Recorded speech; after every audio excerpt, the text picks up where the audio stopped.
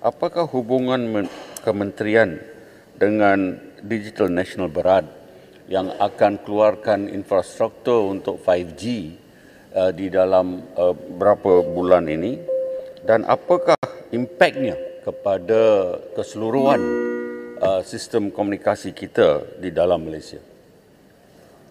Sila, Timbalan Menteri, 1 minit. Terima kasih Yang Berhormat.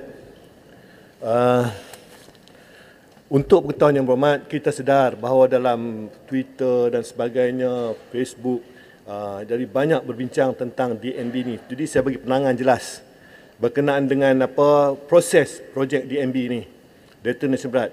Untuk pengetahuan Yang Berhormat, dia ada 2 kategori ni. Satu, kuasa Kementerian Kewangan, satu lagi SKMM. Jadi bukan semua SKMM. Jadi DNB ini ditubuhkan oleh Kementerian Kewangan sebagai SPV untuk menjalankan projek 5G. Dia ambil alih kuasa SKM dalam proses menubuhkan untuk membuat 5G ini.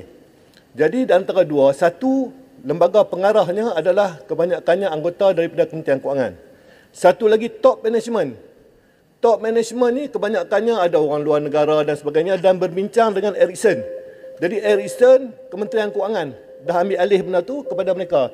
Cuma saya terangkan di sini tadi bahawa pricing kita kontrol. Daripada dulu sampai sekarang, SKM akan kontrol supaya rakyat tidak terjejas dari segi harga.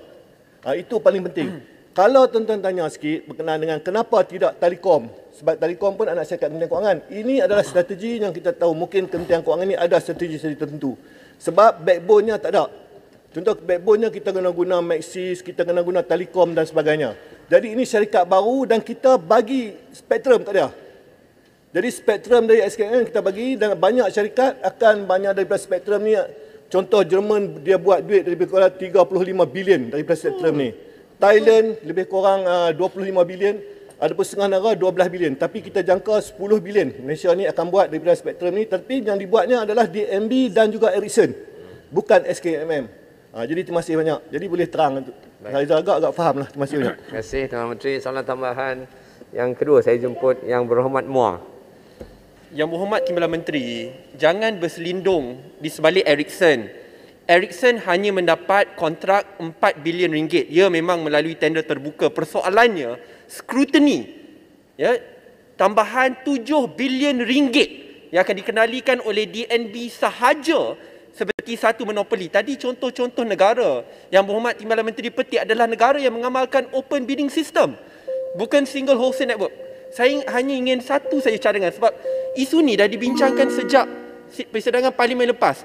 Adakah pentadbir di DNB berani untuk berhadapan dengan ahli-ahli parlimen dalam satu sesi khas pada persidangan parlimen pada hari ini?